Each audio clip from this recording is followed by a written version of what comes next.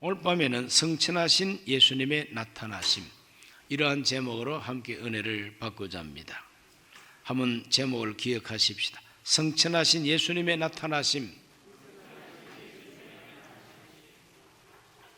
십자가에서 예수님이 죽으신 이 사건, 바로 이 사건은 제자들에게 한없는 두려움과 절망을 안겨줍니다. 그래서 제자들이 낙심하고 흩어지고 숨고 두려워서 문도 제대로 못 엽니다. 그래서 십자가의 죽음은 두려움과 절망이었습니다. 아직까지 예수 그리스도의 죽으심이 어떤 큰 의미가 있는가를 몰랐기 때문입니다. 아직까지는 모르기 때문에 그들 마음에는 두려움과 절망이 가득합니다. 그런데 사흘 만에 예수님께서 부활하셔서 제자들에게 나타나십니다. 내가 혹시 환상을 보는가? 내가 지금 헛것을 보는 거 아닌가? 그럴 때 우리 예수님은 아니야, 나는 뼈가 있고 살이 있고 너희들이 먹는 음식 나 먹을 수 있어. 그래서 먹을 것이 있으면 갖고 오라고 그랬더니 생선 구운 토막을 드렸더니 그걸 아주 맛있게 드십니다. 그러므로 우리 예수님은 부활한 몸, 생선도 잡수시는 몸을 가지신, 부활의 몸을 가지신 분으로 제자들에게 나타나시고 40일 동안 제자들에게 자주 나타나시면서 하나님 나라의 일을 그들에게 말씀하셨을 때 제자들 마음에는 기쁨이 가득하게 됩니다. 그리고 예수님은 진실로 구세주이라고 하는 확신, 그리스도이시라고 하는 확신을 가지게 됩니다. 그런데 그 예수님이 40일 만에 하늘로 올려져 가십니다. 하늘로 올려가십니다. 그럴 때 그 광경을 보았을 때에 얼마나 신비합니까? 우리가 한번 그때 우리가 제자로서 예수님이 하늘로 가심을 본 그 모습을 지켜봤다고 우리가 한번 상상을 해보십시오. 그건 신비한 체험입니다. 반드시 틀림없이 죽으셨는데 부활한 몸으로 나타나신 것도 신비고, 그 부활한 몸을 가지고 하늘로 들리어 올려가시는 것을 지켜볼 때에 그것도 신비입니다. 큰 소망을 가지게 됩니다. 그리고 큰 힘을 얻게 됩니다. 예수님의 제자들은 이와 같이 하늘로 올려져 가신 그 예수님을 바라보고 마음속에 정말 우리 예수님이야말로 구세주이시다. 하늘로 가시기 직전에 예루살렘을 떠나지 말고 내가 약속한 거, 하나님이 약속한 거, 성령으로 세례를 받으리라 기다리라고 말씀했지 않느냐. 그러므로 그들은 끔찍한 예루살렘으로 다시 들어갑니다. 인간적으로 생각하면 빨리 고향으로 도망쳐가고 싶습니다. 그러나 우리 예수님은 예루살렘을 떠나지 말라고 말씀하셨기 때문에 그 제사장들이 있고 예수님을 십자가에 못 박은 사람들이 있고 우리 예수님을 바라보고 그냥 선동을 받아가지고 십자가에 못 박으소서 외쳤던 군중들이 있는 바로 그 예루살렘으로 다시 들어간다는 것은 정말 끔찍한 일입니다. 그럼에도 불구하고 성천하신 예수님, 신비한 그 광경을 지켜본 이 사람들은 예루살렘으로 다시 돌아갔습니다. 그때 다락방에 모인 제자들의 숫자가 120여 명이 된다고 성경은 말합니다. 그래서 120문도라 그러죠. 거기에는 남자들만 있는 것이 아니라 예수님의 어머니도 계시고 그 여러 여성들도 그래 함께 있었습니다. 사도행전 1장 12절 말씀, 제자들이 감람원이라 하는 산으로부터 예루살렘에 돌아오니 이 산은 예루살렘에서 가까워 안식일에 가기 알맞은 길이라. 그들은 감람산 베다니 쪽에 있는 그 기슭에서 예수님을 전송하고 고향으로 다 갈 수가 있었지만 예루살렘으로 다시 돌아간 것은 예루살렘을 떠나지 말고 내게 들은 바 아버지 약속하신 것을 기다리라고 하셨기 때문에 순종하는 마음으로 들어갔습니다. 사도행전 1장 22절 23절을 다 같이 봅니다. 항상 우리와 함께 다니던 사람 중에 하나를 세워 우리와 더불어 예수께서 부활하심을 증언할 사람이 되게 하여야 하리라 하거늘 그들이 두 사람을 내세우니 하나는 바사바라고도 하고 별명은 유소도라고도 하는 요셉이요 하나는 마띠아라. 이게 무슨 말이냐 하면은 다락방에 모여있는 이 120문도들이 하염없이 기다리기만 하는 것이 아니라 약속하신 성령 충만, 성령 세례를 주시면 땅끝까지 이르러 내 증인이 되리라고 하셨기 때문에 예수 그리스도의 부활을 증언할 사람이 필요한데, 가룟 유다는 제갈 길로 갔으니까 한 사람 보충하자. 그래서 복을 선거를 하게 됩니다. 말씀을 순종할 준비하면서 기다린 것이죠. 그럴 때 오순절날 약속하신 성령이 그들에게 임함으로 그들 모두가 다 성령 충만함을 받고 방언으로 말하기를 시작하고 전도하기를 시작하고, 그들이 전도하기를 시작했더니 예수 믿는 사람들이 막 쏟아져 나옵니다. 하루에도 3,000명, 막 5,000명 이렇게 믿었다고 성경이 말하고 있죠. 그래서 교회가 형성되게 되는 것이죠. 부활하신 예수님, 하늘로 올라가신 예수님은 구름처럼 사라져버린, 흔적도 없이 사라져버린 예수가 아닙니다. 하늘로 가신 예수라 그래서 사라져버린 예수가 아니라 하늘로 가신 그 예수님은 하나님 우편에 앉으셨다고 하는 표현이 있습니다. 그런데 하나님 우편에 앉아가지고 꼬박꼬박 졸고 계신, 주무시고 계신 예수 아닙니다. 이제는 이 세상의 일에 관여하지 아니하시고 그저 하늘 일만 하시는 예수님이 아닙니다. 하나님 우편에 앉으신 그 예수님은, 성천하신 그 예수님은 또 나타나시고 제자들과 함께 역사하셨다는 것이 성경이 말하고 있는 예수님의 모습입니다. 성경 읽어보면은 성천하신 예수님이 세 사람에게 아주 틀림없이 적극적으로 나타나셨어요. 첫째로는 스데반입니다. 스데반에게 우리 예수님께서 나타나셨습니다. 사도행전 7장 54절에서 56절을 다 같이 읽습니다. 그들이 이 말을 듣고 마음에 찔려 그를 향하여 이를 갈거늘 스데반이 성령 충만하여 하늘을 우러러 주목하여 하나님의 영광과 및 예수께서 하나님 우편에 서신 것을 보고 말하되, 보라, 하늘이 열리고 인자가 하나님 우편에 서신 것을 보노라 그랬어요. 스데반 안수 집사님이 전도했습니다. 그러니까 전도하는 말을 듣고 사람들이 회개하고 예수님을 믿은 것이 아니라 이를 갈았다 그랬어요. 야, 무섭죠? 전도하는 복음 전도를 듣고 이를 갈았다 그랬어요. 그럼 어디서 전도했기 때문에 이런 현상이 나타나느냐? 산헤드린 공회, 그러니까 예수님을 재판해 가지고 십자가에 죽게 한 바로 그 법정에서 스데반이 전도 설교를 하게 되는 거예요. 무시무시한 곳이죠. 유대인 사회, 유대인 종교 사회 최고의 권력기관이 산헤드린 공회입니다. 바로 거기에 서가지고 스데반 안수집사가 전도를 하는 겁니다.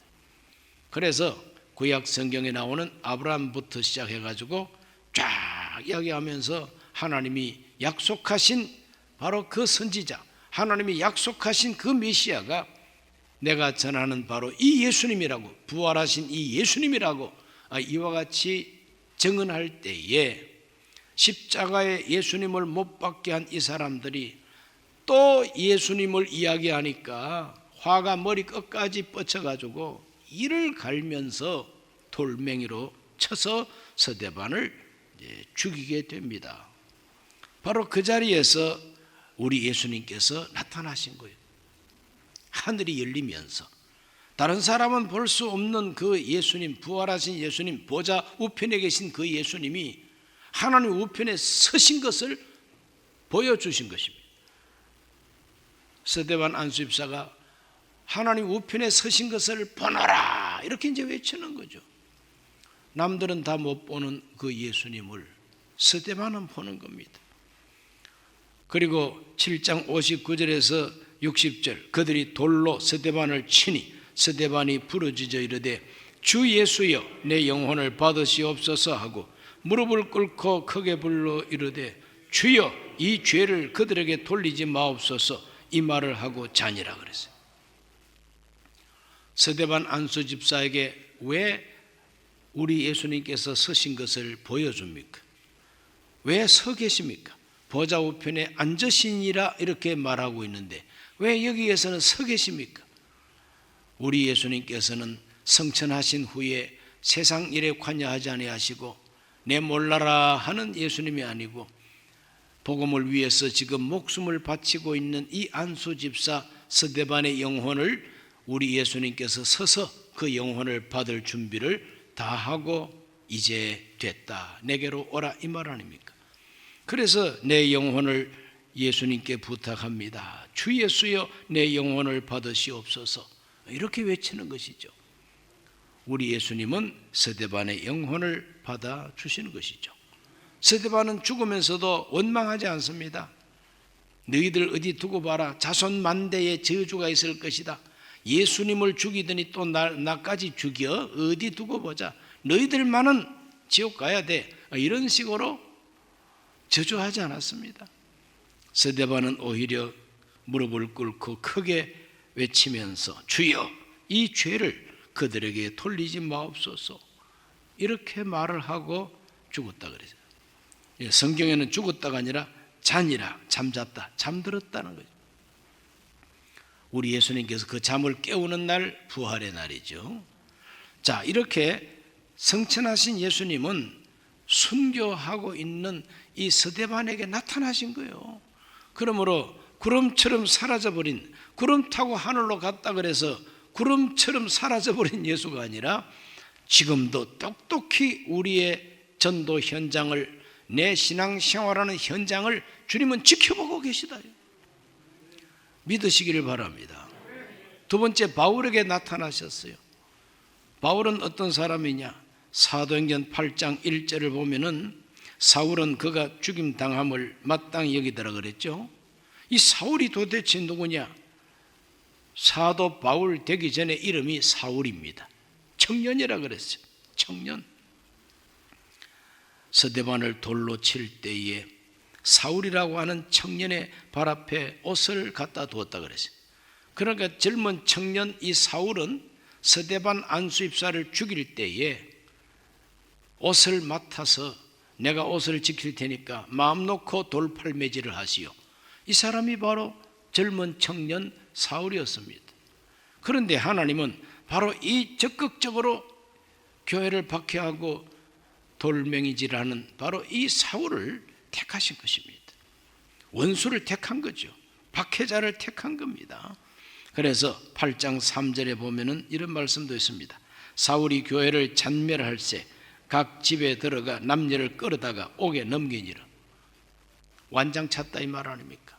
사울이 완전히 유대교 완장을 차고 집집마다 돌아다니면서 예수 믿는 사람을 색출해가지고 잡아다가 옥에다가 투옥시키는 그 일을 했다는 거죠. 그런데 바로 이 사울을 우리 예수님께서, 성천하신 예수님께서 나타나 주신 것이죠. 9장 3절에서 5절을 다 같이 읽습니다. 사울이 길을 가다가 다메섹에 가까이 이르더니 호련히 하늘로부터 빛이 그를 둘러 비추는지라 땅에 엎드러져 들음에 소리가 있어 이르시되 사울아 사울아 네가 어찌하여 나를 박해하느냐 하시거늘 대답하되 주여 누구시니까? 이르시되 나는 네가 박해하는 예수라. 하늘로 승천하신 예수님이 하늘로 사라지고 연기처럼 흩어지지 아니하시고 교회를 잔멸하고 교회를 박해하고 예수 믿는 사람, 전도하는 사람을 죽이는 일에 앞장서는 이 젊은이를 승천하신 예수님이, 부활하신 그 예수님이 찾아오신 겁니다. 빛으로 찾아오신 겁니다. 음성으로 찾아오신 겁니다. 네가 왜 나를 박해하느냐? 누구십니까? 그랬더니 나는 네가 박해하는 예수라 그럽니다. 분명히 나는 예수라 그럽니다. 그러므로 예수님이 나타나신 거죠. 사울에게 나타납니다. 다른 사람한테는 안 나타나요. 곁에 있는 사람은 빛을 볼 수가 없어요. 사울만 봅니다. 그러므로 하늘에 계신, 즉 하나님 우편에 계신 예수님은 택한 사람에게만 나타납니다. 그래서 이 사울이 꼬꾸라집니다. 야, 예수는 이단 괴수인 줄 알았더니 살아 계시구나. 그분이 살아 계시구나. 하늘에 계시구나. 그걸 깨닫게 된 겁니다. 그래서 다메섹에 갈 때까지 하도 밝은 빛을 봤기 때문에 눈이 멀어버렸어요. 오늘날도 우리가 너무 밝은 빛을 보면 앞이 캄캄하고 안 보이잖아요. 자, 사울의 눈이 멀어버렸어. 다메섹에 들어가 있는데 아나니아라고 하는 사람이 찾아오더니 나는 아나니아라는 사람인데 예수님께서 내가 기도하는 중에 말씀하시기를 당신을 찾아가 가지고 안수하라 그랬다고. 그래서 그 사람이 안수하면서 애언을 합니다. 당신이 오는 길에서 만난 그 예수님이 나를 보내가지고 당신의 눈을 뜨게 하고 앞으로 당신은 복음을 전도하는 전도자가 돼야 된다고. 그래 이제 안수 기도를 했더니 눈이 그냥 깨끗하게 치료를 받고 비늘 같은 것이 눈에서 떨어져 나가면서 밝게 보게 되고 깨달음이 이제 왔습니다. 이 예수는 죽어 마땅한 이단이 아니구나. 예수는 이단이 아니라 하나님이 보내신 메시아임에 틀림없다 이렇게 된 거죠. 그래서 그때부터 사울은 바울이 됩니다. 그래서 복음을 전도하는 사도가 되는 것이죠. 그러므로 하늘에 계신 우리 예수님, 보좌 우편에 앉으신 우리 예수님, 성천하신 우리 예수님은 놀고 계신 분이 아닙니다. 지금도 역사하고 계신 것입니다. 다메섹 길에서 변화시킨 우리 예수님은 바로 이 사도 바울을 자주 찾아오셨어요. 사도행전 18장 9절에서 11절을 읽습니다. 밤에 주께서 환상 가운데 바울에게 말씀하시되 두려워하지 말며 침묵하지 말고 말하라. 내가 너와 함께 있음에 어떤 사람도 너를 대적하여 해롭게 할 자가 없을 것이니 이는 이 성중에 내 백성이 많음이라 하시더라. 1년 6개월을 머물며 그들 가운데서 하나님의 말씀을 가르치니라. 고린도 교회를 개척할 때 이야기입니다. 고린도 교회를 개척할 때 하도 어렵고 박해가 심하고 돈도 떨어지고 그래서 그냥 떠날 준비를 했어요.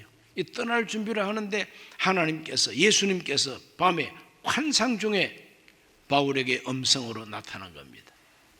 잠잠하지 말라. 잠잠하지 말고 말을 해라. 이 성중에 내 백성이 많다 이 말은 내가 택한 사람이 이 고린도에 많다는 거예요.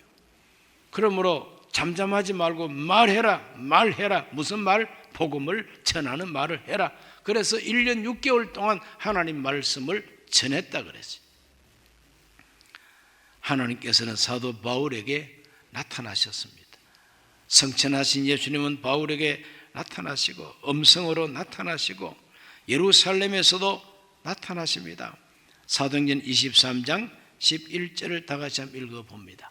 그날 밤에 주께서 바울 곁에 서서 이르시되 담대하라. 네가 예루살렘에서 나의 일을 증언한 것 같이 로마에서도 증언하여 하리라 하시니라.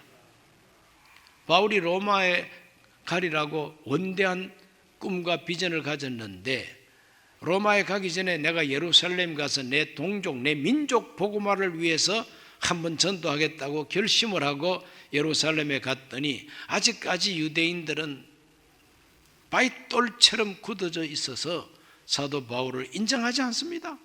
그래서 바울을 죽이려고 난리를 칩니다. 천부장이 그 바울을 빼앗아다가 일단 감옥에다가 집어넣었어요. 사설에 묶었습니다. 그럴 때 우리 하나님, 우리 예수님, 성천하신 예수님이 바울 곁에 서서 담대하라. 예루살렘에서 나를 증거한 것 같이 로마에서도 증거해야 하리라. 이렇게 하나님은 사도 바울에게 격려의 말씀을 주시고 힘을 주는 말씀을 주시고 예루살렘뿐만 아니라 로마에도 가서 복음 전할 것을 예언하여 주신 것입니다.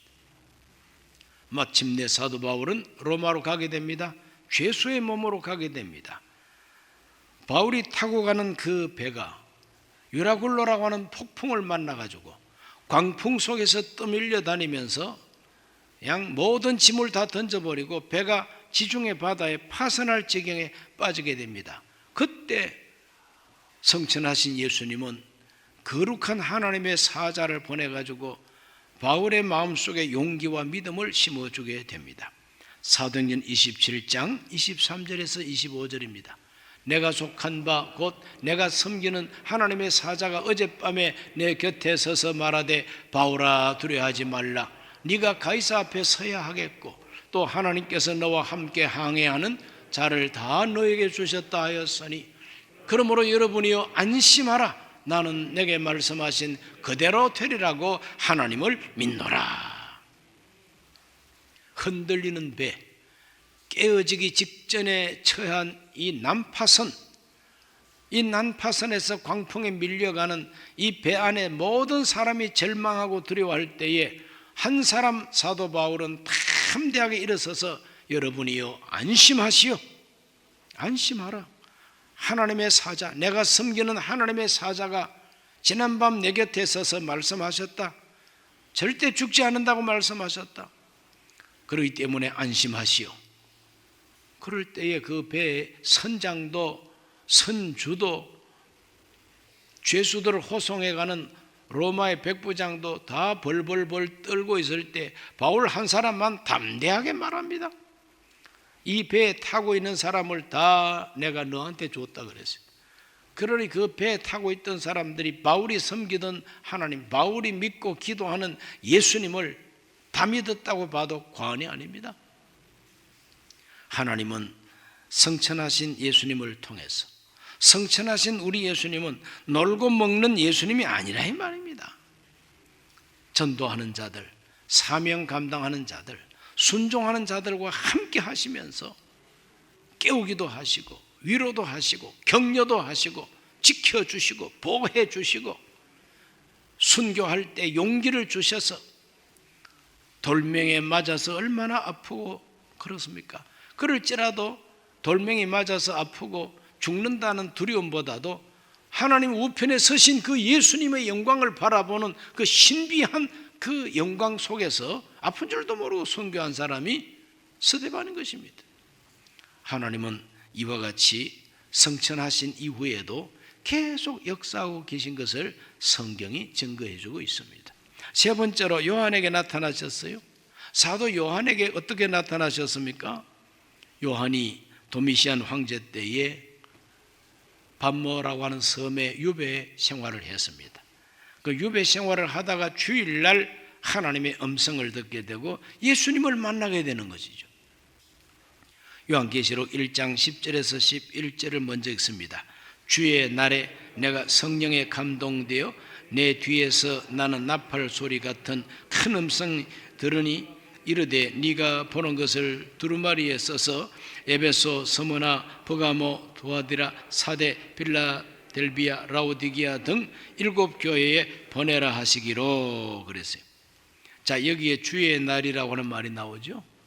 주의 날이 바로 주일입니다. 신약 성경에서 주의 날 그러면 안식 후 첫날이에요. 안식 후 첫날 부활하신 날, 바로 그 날이 주의 날입니다. 그래 유대인들은 안식일을 지키지만 예수 믿는 사람들은 주의 날을 지켰어요. 이방인일수록 유대인으로서 예수 믿는 사람은 안식일을 잘 지켰어요.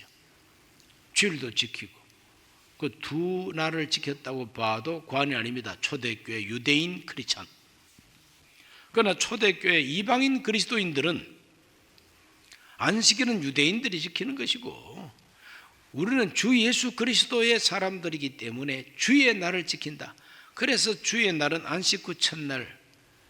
오늘날 자기들 딴에는 굉장하게 역사를 알고 똑똑하다고 하는 사람들은 지금 현재 이 주일이라고 하는 것은 콘스탄티누스 대제가 그 로마 사람들이 섬기던 태양신을 숭배하던 바로 그 일요일, 태양의 날, 썬데이, 그 썬데이를 갖다가 태양신 숭배하는 바로 그와 같은 습관이 있어가지고 그날을 기독교의 예배일로 정한 것이다.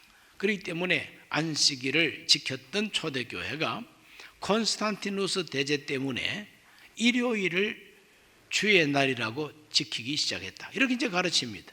그러므로 주일날 이제는 폐지하고 다시 성경으로 돌아가서 안식일 지켜야 된다고 주장하는 사람들이 있어요. 그러나 콘스탄티누스 대제가 아직까지 태어나기도 전에 벌써 AD 100년도 되지 못해서 주의 날이 바로 여기에 나오지 않습니까? 안식 후 첫날, 안식 후 첫날, 바로 이 날이 주의 날이고 이 주의 날 때문에 오늘날 우리가 주일을 지키고 있다고 하는 걸 기억해서 쓸데없는 똑똑이들이 하는 말을 똑 떨어지게 해버리고 우리 모두는 주의 날 잘 지키시기를 주의 이름으로 축원합니다. 자, 이렇게 주의 날 하나님 앞에 기도하고 예배하다가 주의 음성을 이제 크게 이제 듣게 되는 것이죠. 계시록 1장 17절에서 19절 읽습니다. 내가 볼 때에 그의 발 앞에 엎드러져 죽은 자같이 되매 그가 오른손을 내게 얹고 이르시되 두려워하지 말라. 나는 처음이요 마지막이니 곧 살아있는 자라. 내가 전에 죽었었노라. 볼지어다 이제 세세토록 살아있어 사망과 음부의 열쇠를 가졌노니 그러므로 네가 본 것과 지금 있는 일과 장차 될 일을 기록하라 그랬어요. 자, 여기 사도 요한에게 오른손을 얹고 안수하면서 두려워하지 말라. 나는 처음이요 마지막이다. 곧 살아있는 자다. 내가 전에 죽었었노라. 이제 세세토록 살아있어서 사망과 음부의 열쇠를 가졌노라. 누굽니까? 그렇게 말하는 이분이 누구냐 이거예요. 이분이 바로 예수님이신 것입니다. 성천하신 예수님이 주의 날 기도하는 요한에게 나타나셔가지고 빛나는 모습으로 나타나셔가지고 요한에게 안수를 하면서 네 본 것과 이제 있는 일과 앞으로 될 일을 기록하라고. 이것이 요한계시록입니다. 이렇게 우리 예수님께서는 성천하신 우리 예수님은 놀고 계시는 예수님이 아니라는 거예요. 지금도 역사하고 계신다는 거예요. 믿으십니까?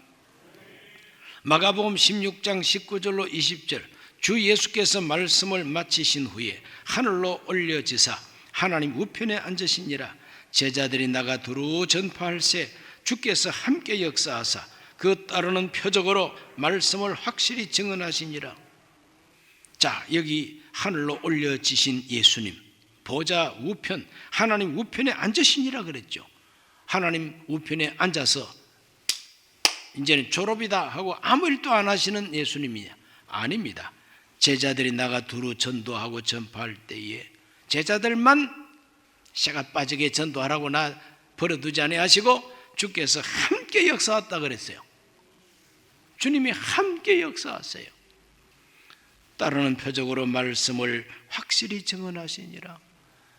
갈릴리 바다에서 고기 잡던 제자들이 무슨 용 빼는 재주가 있다고 예루살렘 사람들 그리고 로마 시민들 크고 높은 사람들을 어떻게 가르치고 회개시킬 수 있습니까? 인간의 힘으로는 불가능해요.